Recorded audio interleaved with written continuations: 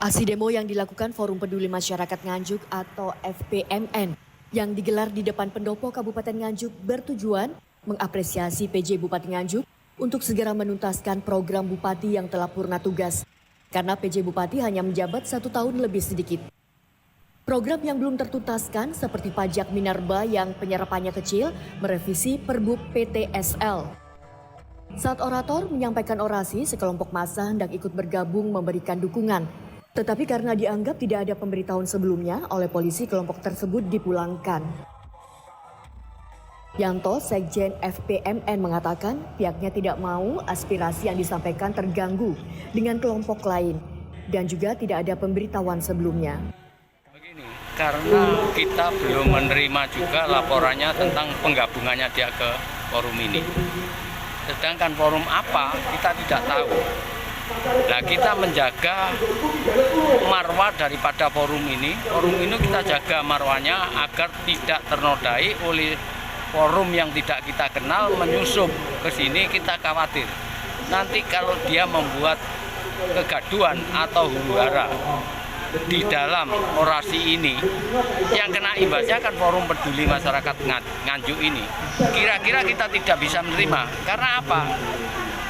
Dia dari kelompok apa, tujuannya apa, kan juga tidak jelas.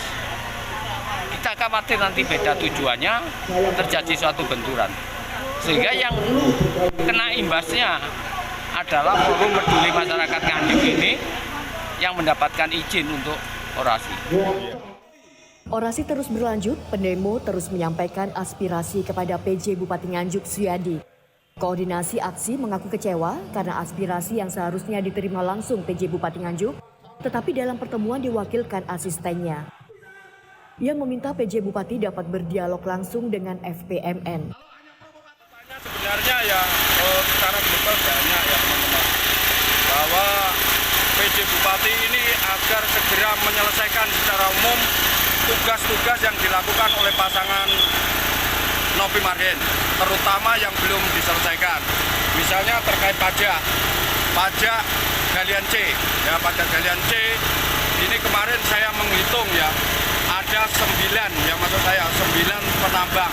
Yang kedua terkait PTSL dan kemudian secara umum sertifikat agar di tingkat kecamatan ini segera di-SK-kan. Yang ketiga terkait di Pisang ini. Di Pisang ini bahaya kalau dibiarkan. Termasuk terhadap lembaga swadaya, terhadap LSM, terhadap media pasti akan terintimidasi. Karena kita ini tidak boleh ngoreksi. Kami sangat kecewa sekali. Orang pemberitahuan ini sudah kami lakukan sesuai dengan aturan undang-undang lebih dari 3 kali 24 jam. Dan ini harus ditembuskan di sini dulu, kami baru bisa diterima di opsi sana, di perizinan.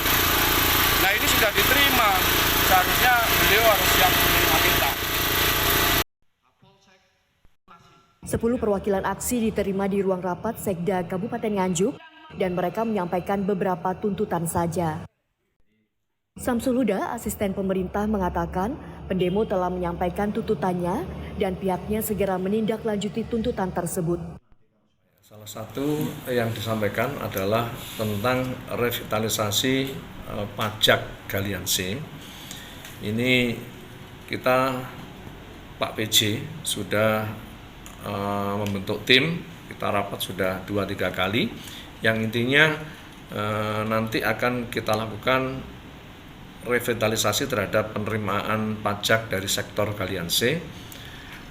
Mudah-mudahan dalam waktu dekat nanti rencana strategis baik dari Bapenda selaku leading sektor terkait dengan tersebut ini bisa dioptimalkan.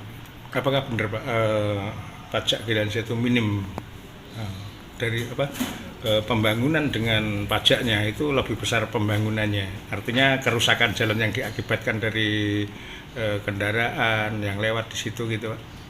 Ya, salah satu yang menjadi problem ini bahwa izin ini berada di provinsi, sementara terkait dengan lokasinya ada di Kabupaten Nganjuk, kemudian mobilisasi materialnya ini juga berada di jalan Kabupaten Nganjuk. Sementara teman-teman pemanfaat dari Galian C ini kadang-kadang tidak taat terhadap rekomendasi Dinas Perhubungan mengenai jalur yang sudah ditetapkan.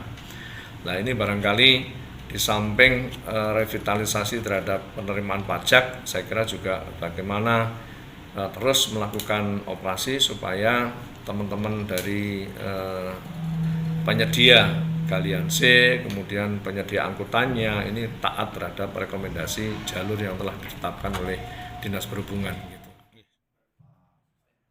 Dari Nganjuk, Haryadi Suwandito, Garda TV.